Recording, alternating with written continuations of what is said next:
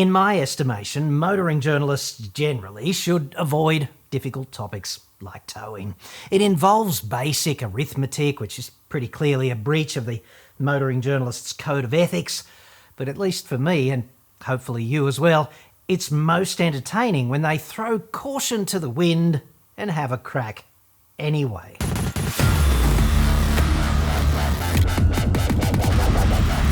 I'm John Cadogan from AutoExpert.com.au, and I get new cars cheap. Australia only. Website. Card. It was the dark of the moon on the 1st of June in a Kenworth, pulling logs. Cab over Pete with a reefer on and a Jimmy hauling hogs. We is heading for Bear on I-10, about a mile out of shaky town. I says, Pigpen, this here's the rubber duck, and I'm about to put 2.2 tonnes on the back of an Outback and tell you all that it's a damn fine idea, dude. Perhaps I should have just put the frickin' hammer down instead, as per usual. This report is sponsored by NordVPN. The internet is so useful, of course, but also a bit risky. You use it every day, so you've got to protect yourself from cyber criminals, scammers, and hackers. NordVPN is a great way to do that. It's simple and effective. You just subscribe, you download the app, and you connect. One click later, you are better protected. Your IP address is shielded from scammers, and your online traffic is masked with state-of-the-art encryption across as many as 6 devices. That's especially useful if you don't want anyone else, including your ISP, your employer, or even the government, looking over your shoulder while you're online. You don't want your employer watching you applying for a job at a competitor, for example. That could get awkward. Go to nordvpn.com/AEJC right now and you'll get a huge discount plus up to 4 additional months free and a 30-day money-back guarantee. That's nordvpn.com/AEJC. I'll put a link in the description. NordVPN is the fastest VPN on Earth, and it costs only about as much as a cup of coffee every month to keep your data, your identity, and your devices secure. Because your location is masked, you'll be able to access streaming and other services that might be geo-blocked where you live, plus you can continue to watch your favourite content when you travel overseas. All up, it's a pretty small price to pay for enhanced cybersecurity and greater access to this and that online. Go to nordvpn.com/AEJC now to get more secure and enjoy a juicy discount plus those extra months of free subscription time. It's totally risk-free with Nord's 30-day money-back guarantee. That's nordvpn.com/AEJC, link in the description, and thanks to Nord for sponsoring this episode. Okay, so I got several variations on this request over the past 48 hours or so. You likely have had this video brought to your attention. Seems irresponsible, especially given the commentary. Only approximate weights quoted. Aside from the weight, the trailer weight distribution looks like it leans into the tow ball. I am about to order the non-turbo touring, but it isn't for towing. It's for retirement. Love to hear any feedback if enough fans comment similarly. Thanks, Richie. No, thank you, Richie. My basic feedback is it's here with an A, dude, and there's no apostrophe in fans except, of course, to say, oh goodness, the new ceiling fan's gone and shat itself again. Bugger. But never for plurals, dude. Like, come on. Otherwise, well done. Solid effort. Thank you for raising it. The link Richie mentions is to this brilliant Chasing Cars brought to you by Budget Direct, Insurance Solved, shit yeah, video. It's a Subaru XT Turbo Outback 2.2 tonne tow test. Yes. Shittest concept ever, in my estimation. Let's tow nearly 2.4 tonnes, which would be the maximum for that vehicle, using a vehicle that weighs just 1.8 because marketing says that's okay. Great idea. If that were my video, I would teleport it immediately into a freaking black hole and apologise and then prostrate myself at the altar of electric Jesus begging for forgiveness. But that's just me. I'm funny like that. We'll get into all of that. Like, dude, you know it's going to be good when you're just 10 seconds in and they can't spell frickin' brake, like automotive brake. That used to be the trick question in the motoring journalist's combat fitness test. And I must say, it washed a lot of young hopefuls out. They just didn't get it. The basic setup here, okay? One shitty Kennards hire trailer, 960 kilos tear, plus Hyundai Venue on top, hashtag product placement, Subaru must be thrilled. Venue weighing in at about 1,260 kilos, according to Chasing Cars, equals a total of 2,220 kilos-ish in total, which is the claimed loaded trailer mass. Now, we're running at a download of about 220 kilos today. Okay, so apparently they can't actually decide whether the download is 220 or 240 kilos, but on the balance of probability, I suspect they haven't measured it anyway, and that could be a major problem. Even as it sits here, the sag factor is fairly significant. It is quite droopy back there, which is a good thing to say if you want a divorce. Hashtag voice of experience. In fact, Isaac Newton and I spent a lazy hour this morning in the bath together analysing this screenshot.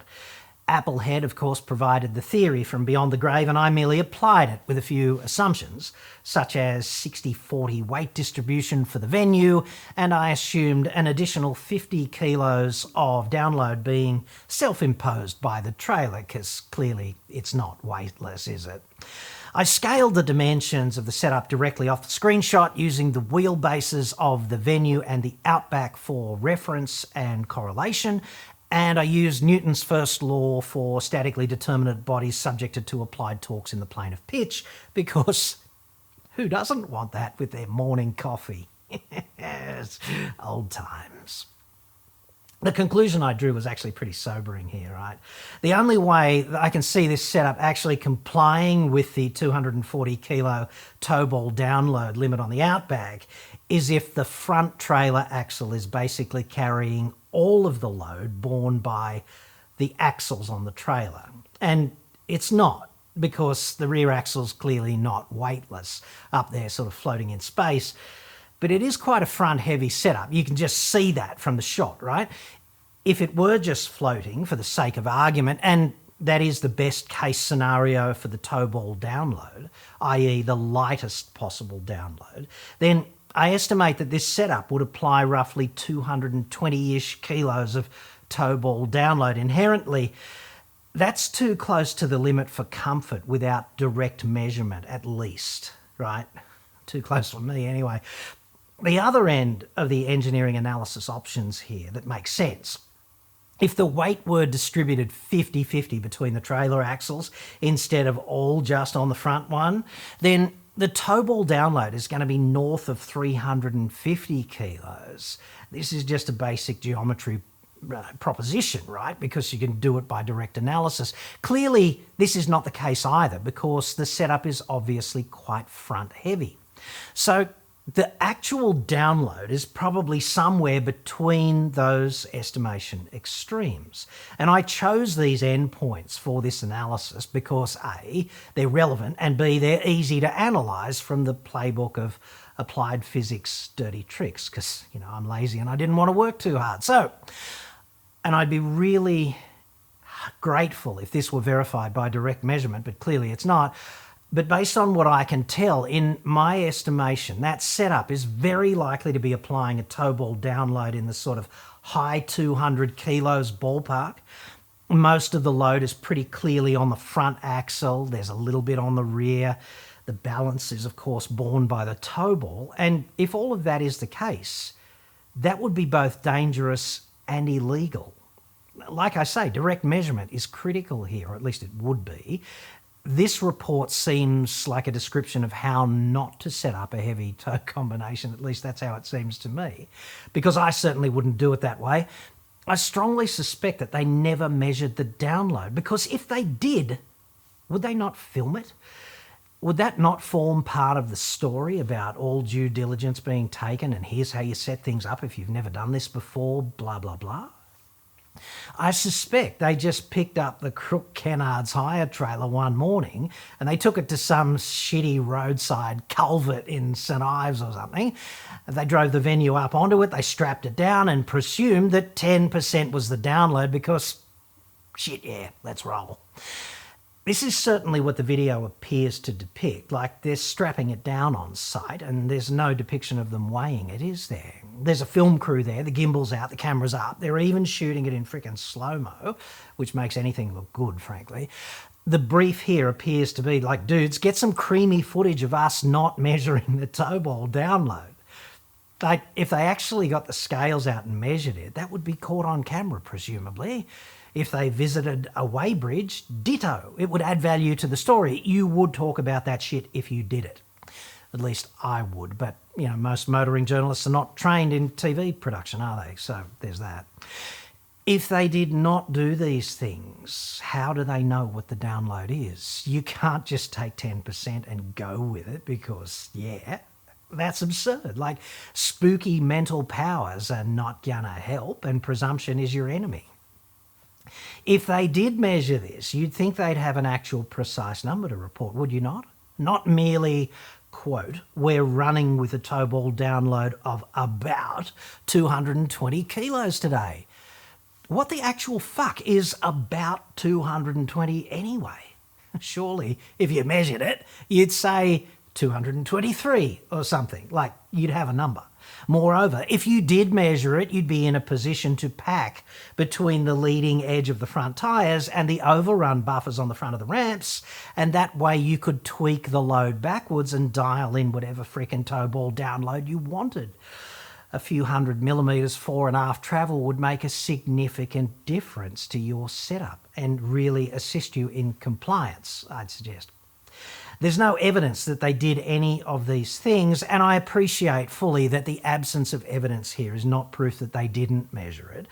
But it's not looking especially good, is it, on the balance of probability? I'd welcome chasing cars to prove me wrong on this using a weighbridge or scales or something of that nature.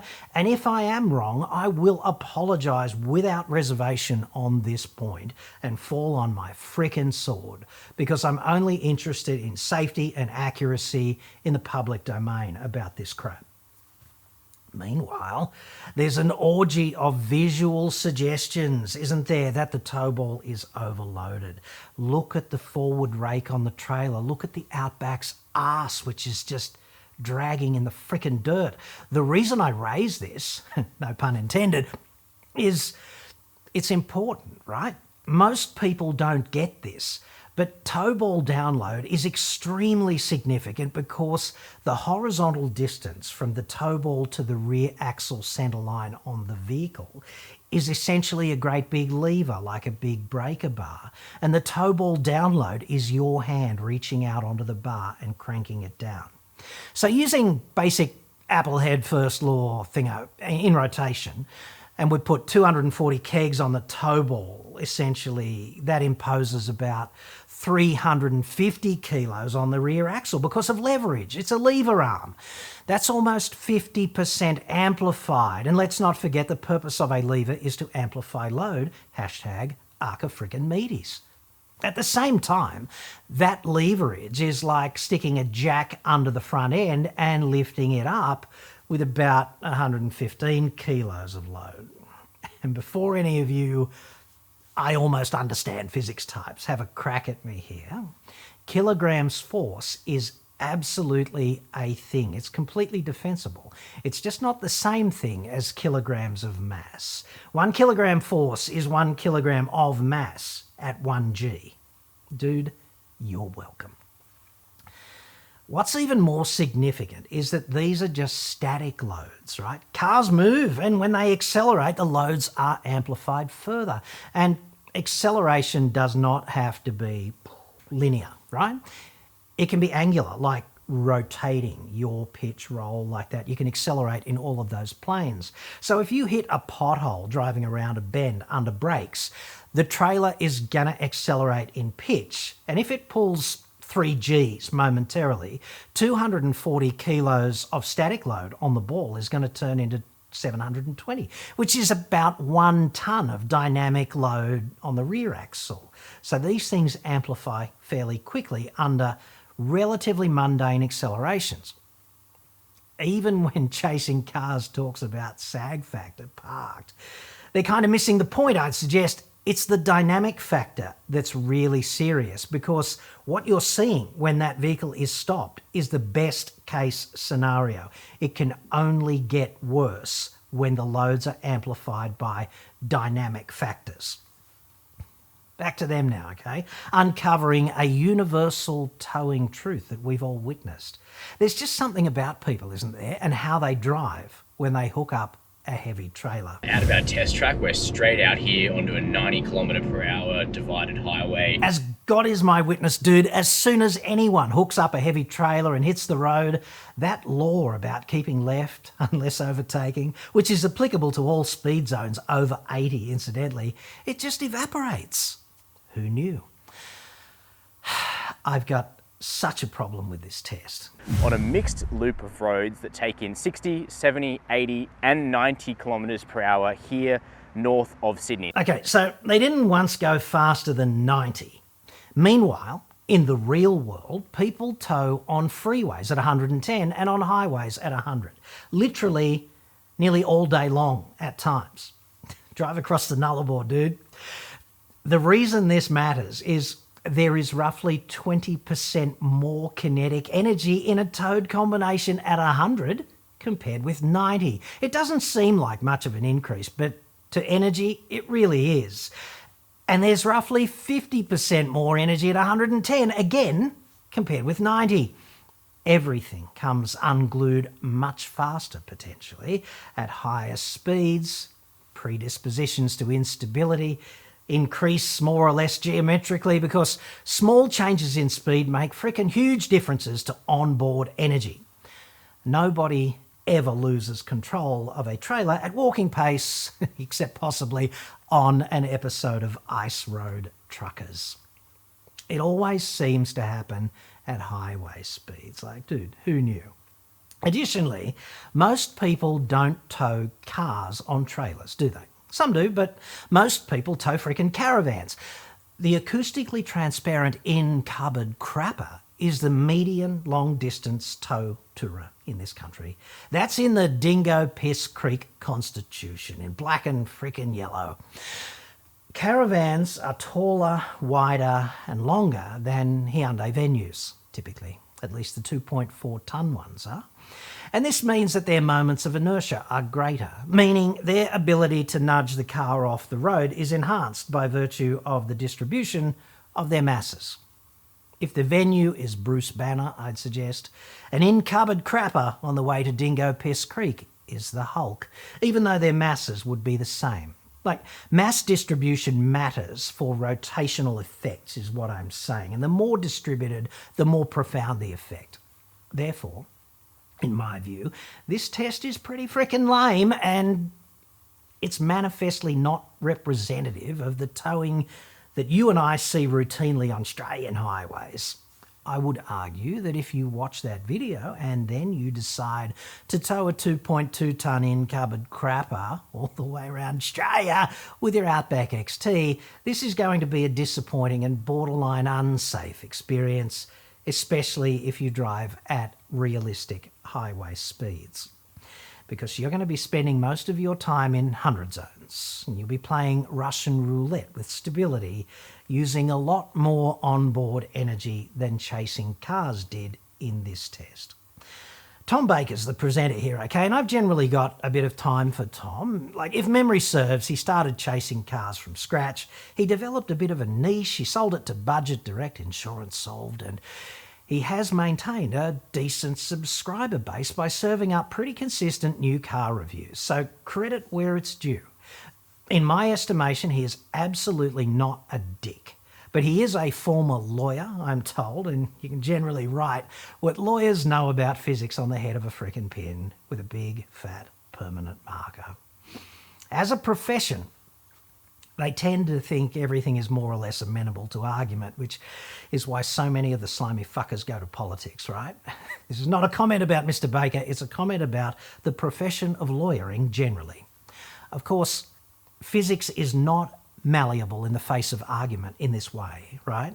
So this is not a criticism of Mr. Baker at all. I think he tried pretty hard to do a decent job with this test, and he did make some good points, but the premise and the execution of this report is just bad. Personal opinion. It's doing you a disservice in the audience, in my view, for two main additional reasons, aside from the probable excessive download on the toe ball and the unrepresentative test conditions. Okay, number one, chasing cars copped some flack when Nathan Ponchard, I think it was, towed an MX-5 and a trailer weighing 2 tonnes behind a base shitter Atmo Outback. This was in the comments, okay? In summary, the audience feedback was that towing more than the weight of the vehicle is nuts. Mr. Baker's hypothesis in response is that this position to take is kind of logical, like it's logical to think that it's nuts, but the vehicle is marketed with a high tow capacity and it's certainly not alone, and therefore people are going to use it like that out there on the road. So they might as well test it like that. And I totally get that. I even agree. They are going to tow preposterously heavy shit legally out there in society. Like there are dickheads everywhere, uninformed dickheads mainly. But what is glossed over in this report is that doing this is a fundamentally bad idea. So let us submit an application to the Department of Good and Bad Ideas for their assessment, shall we? Like, they would probably say that you can walk around a building site all day long without wearing safety glasses or a hard hat or boots or something, and this is going to feel fine. You'll probably be quite okay. Generally, you'll be fine. Likewise, you could stay at home for the weekend and use an angle grinder the whole time without wearing safety glasses once, and generally, you'll be fine. I'm absolutely not recommending you do that, okay? But is it a good idea to do these things, right? That's the question. And the answer is no, clearly, because of the dichotomy of low probability, high consequence events. Here's an automotive example. You can drive around without knowing on a substantially underinflated tyre all day long, and it feels fine. This is provided you don't tip the car in real hard one day, okay? Hundreds of people are going to do this unwittingly today and tomorrow and every other day. But this is also clearly not a good idea, right? Because you never know when you might have to swerve. Another example is if you're a kid and you can run with scissors, like go for it. Don't go for it, kid. Don't do that. If every kid who ran with scissors ever ended up as sashimi, however, climate change would be much less of a problem, right? Population would be so much lower. It's still a bad idea. Kids, don't run with scissors. This toe test is exactly that, philosophically. They're running with scissors. And you know what Marmy said about that. You can put a 2.2 tonne load behind an Outback and drive around Sydney's northern beaches at moderate speeds, claiming you're actually out in the country when really it's just a cultural wasteland, so that's a distinction. But sure, you can do that. But you cannot change the fact that trailers heavier than the vehicle have sufficient inertia in worst-case scenarios to overwhelm the inertial restraint capacity of the vehicle. And when that happens, it gives emergency services another opportunity to show the world just how shit-hot they are at their jobs again. They get to meet all these many and varied people, all with just one thing in common, right? Their customers are all having the worst days of their lives. So make no mistake, if you tow more than about 1.8 tonnes with an Outback, you are opening this door. You are grinding without safety glasses, running through a minefield with fucking scissors. Good luck with that as a long-term touring proposition, because you'll need it. In any case, does this look like a fun way to tour the country? Dude, come on. I've seen F-18s get off aircraft carriers with the nose lower than that. Fuck's sake. Finally now, my last major additional beef with this report is the comments on payload. See, they explain that at the full tow capacity, which would be 2,400 kilos aggregate trailer mass and 240 kegs on the ball, 190 kilos of payload capacity remains in the outback. And I basically agree with that. I'd argue that technically, I suppose you've got to fit a tow bar, and it's an accessory generally, and it would weigh something like 40 kilos. So you've got to reduce the payload by that amount as well. And fully loaded, therefore, looks like we got us a convoy. The remaining payload capacity in the outback is really only going to be about 150 kilos. And this is pretty impractical. Mr. Baker points this out. So totally agreed, dude. Like, we're on the same page with that. And I'm tipping we all see plenty of couples walking down the street between McDonald's and Pizza Hut who could not fit just themselves nude into a combined total of 150 kilos, and who would want to watch them attempt that in any case. But here's the problem. If you relax the trailer weight a little bit, like we've done today, we're towing just above 2,200. We've got about 390 kilos of payload. In the face of that comment, I would respectfully retort, no, dude, you don't. That is a significant error and appalling advice to give the public, however innocently, in my estimation, especially as this advice is funded by a major insurance company which implicitly has skin in the games of risk management and rule compliance. In the interest of public safety and accuracy, I therefore implore Chasing Cars to take that video down and correct it, because I don't see how you have 390 kilos of payload capacity in this configuration. I really have tried to see it, and I flat out can't. I'm not being a cock, I'm not taking a cheap shot, I'm not quoting Mr. Baker out of context. You can play the whole freaking video for yourself while it remains up. This comment appears about 6 minutes in. And to summarise, he's clearly claiming this. If you tow 2.4 tonnes, you get 190 kilos of remaining payload capacity, and that's a bit slim. But if you come back to just 2.2 tonnes, you get another 200 kilos of payload. That's the claim in a nutshell. And presumably this comment stems from a little bit of mental arithmetic, because 2,400 minus 2,200 equals 200. So, yay. But I really don't think it works this way, Chasing Cars. Like, telling a punter this in the context of expert advice is... it's a bad look, at least as I see it.